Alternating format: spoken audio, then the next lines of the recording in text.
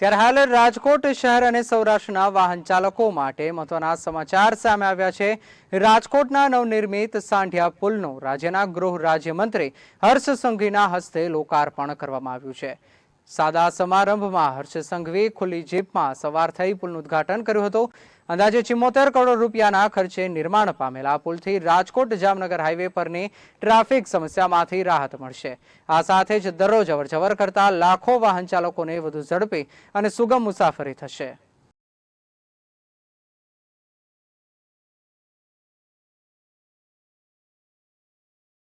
હજી ખાસ વાત કરવામાં આવે તો નાયબ મુખ્યમંત્રી હર્ષ સંઘવી દ્વારા આજરોજ સાંઢિયા પુલનું લોકાર્પણ છે તે કરવામાં આવ્યું છે અને ગૃહ રાજ્યમંત્રી હર્ષ સંઘવી છે તે આ સાંઢિયા પુલનું લોકાર્પણ કરવા માટે અહીં પહોંચ્યા હતા।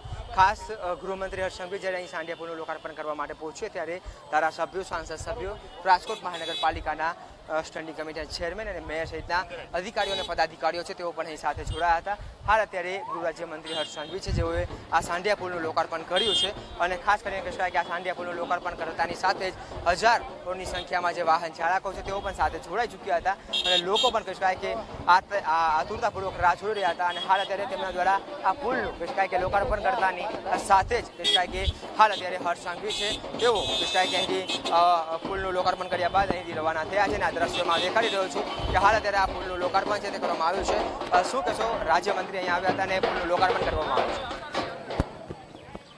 છે। એક સુંદર મજાની સુવિધા ઇન્ફ્રાસ્ટ્રક્ચર ક્ષેત્રે રાજકોટ મહાનગરને ઉપમુખ્યમંત્રી શ્રી હર્ષભાઈની ઉપસ્થિતિમાં આજે મળી છે, જેની નાગરિકોને ઘણા સમયથી ઇંતજાર હતો, એ આજે સુપ્રત થઈ ગઈ છે। એની નગરવાસીઓને ખૂબ ખૂબ શુભકામનાઓ।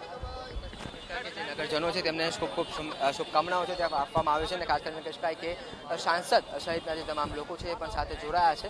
જ્યાં દ્રશ્યોની અંદર હું આપને દેખાડી રહ્યો છું કે હાલ અત્યારે અહીં મોટી સંખ્યામાં લોકો પણ છે સાથે જોડાયા છે। રાજુભાઈ, શું કહેશો, હજારોની સંખ્યામાં વાહન ચાલકોને ફાયદો થશે?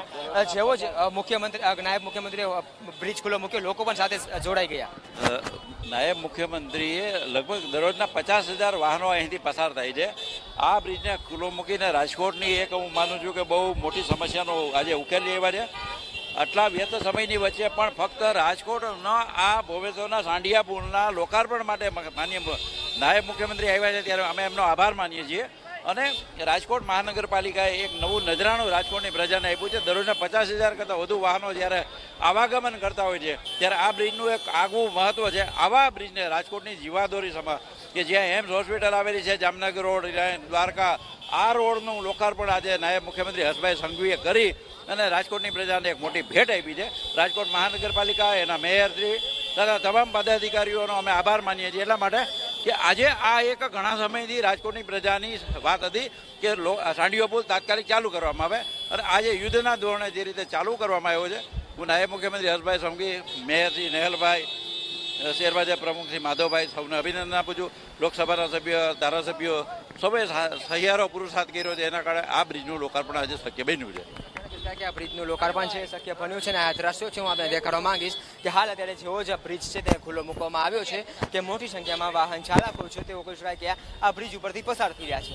એનું કારણ એકમાત્ર એ છે કે અહીં જ કહી શકાય કે ફાટક છે, ભોમેશ્વર ફાટક આવેલી છે અને ત્યાંથી મહામારી ટ્રાફિકમાંથી લોકોને પસાર થવું પડતું હતું અને લોકો પણ કહી શકાય કે આતુરતાપૂર્વક આજે 4 લેન ફ્લાયઓવર બ્રિજ છે તેના લોકાર્પણની આતુરતાપૂર્વક રાહ જોઈ રહ્યા હતા અને જેવો જ ગૃહ રાજ્યમંત્રી હર્ષ સંઘવી દ્વારા તેને ખુલ્લો મૂકવામાં આવ્યો કે આ વાહન ચાલકો છે તેઓ અહીંથી પસાર થઈ રહ્યા છે। રાજકોટ ખાતે કહી શકાય કે આ તમામ જે વાહન ચાલકો છે તેઓ જામનગર, દ્વારકા, મોરબી સહિતના પંથકમાંથી અમને જવું હશે તો તેનો સીધો ફાયદો થશે અને હાલ અત્યારે કહી શકાય કે જેવો જ આ બ્રિજ છે તેને ખુલ્લો મૂકવામાં આવ્યો છે કે વાહન ચાલકો અહીંથી પસાર થઈ રહ્યા છે। દરરોજના કહી શકાય કે હજારોની સંખ્યામાં વાહન ચાલકો અહીંથી પસાર થશે અને તેને તેનો સીધો લાભ મળશે।